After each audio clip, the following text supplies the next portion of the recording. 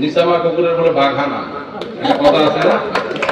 এবার করলে এই এবার কয়েকজন মানুষের তুললে মনে করেন আমার আওয়ামী লীগের খুব দোষ। আওয়ামী লীগের নেতৃত্বের মধ্যে যারা দায়িত্ব নিয়ে যারা আওয়ামী লীগকে বিক্রি করেছে তাদের দোষ আছে। চামড়া তুলে ফেলেন তাদের পিঠের চামড়া তুলেন, তাদেরকে বেঁধে রাখেন। আমি এই এলাকার এমপি হিসেবে বলতেছি যে আওয়ামী লীগের পরিচয় দিয়ে আওয়ামী লীগের বড় পদের কথাবার্তা বলে আপনাদেরকে জিম্মি করবে, শোষণ করবে, আপনাদেরকে ধরে বেঁধে রাখবে, আপনাদের কাছে চাঁদাবাজি করবে, কোনো কথা নাই। কমরে দড়ি লাগে তাকে শক্ত পেটেন। ওসি সাহেব এখানে আছে, কতগুলো মামলা হয় সেটা আমি দেখে নেব,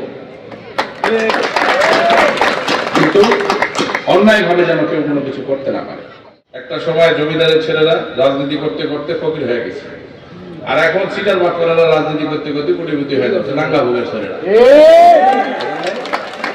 যার সাম মানে কি নাই, পিঠির সাম নাই, নিসামা কুকুরের বলে বাঘানা কথা আছে না? এবার করলে এই এবার কয়েকজন মানুষের তুললে মনে করেন আমার আওয়ামী লীগের খুব দোষ। নিসামা কুকুর বাঘানা স্বাস্থ্য করছে আওয়ামী লীগের খায়া, মানুষের কাড়ি নিয়ে মানুষের ধাপ্পাবাজি করি, দালালি করি, ওই বলে ফির বড় লিডার ফেলে, ইউনিয়নের বড় লিডার, গঞ্জের বড় লিডার, অমুক জায়গা তমুক জায়গায়, এই সমস্ত কিছু শেখ হাসিনা নোট করতেছে, সমস্ত কিছু। এবং শেখ হাসিনা শুধু একটা সময়ের অপেক্ষায় আছে, কোন দিকে যায় শেখ হাসিনা?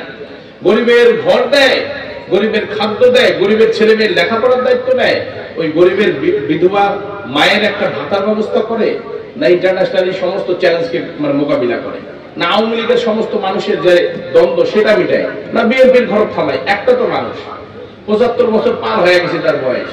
এরকম যারা 75 বছর বয়সের যারা আমার চাচারা আছে, তারা তো এখনই বোধহয় হাঁটতে গেলে এর মানে কাদো রাস্তা দেখলে এর হাতটা সিমি ধরে গেমরি। অথচ একজন শেখ হাসিনা কাউকে না ধরে কিন্তু আপনাদের জন্য রাত দিন পরিশ্রম করতেছে। অনেকে বলবেন আওয়ামী লীগ করেন, তোরা তো শেখ হাসিনার গুণ কীর্তন করবেন, কিন্তু আমরা যত কাছ থেকে শেখ হাসিনাকে দেখেছি, আপনারা যদি একবার আমি দেখাইতে পারতাম, আপনাদেরকে একবার যদি দেখাইতে পারতাম যে শেখ হাসিনা বাংলাদেশের মানুষের জন্য আসলে কি, এই বাংলাদেশের একটা মানুষের কোনোদিন অন্য দলের নামের মুখ নিতে পারবে না।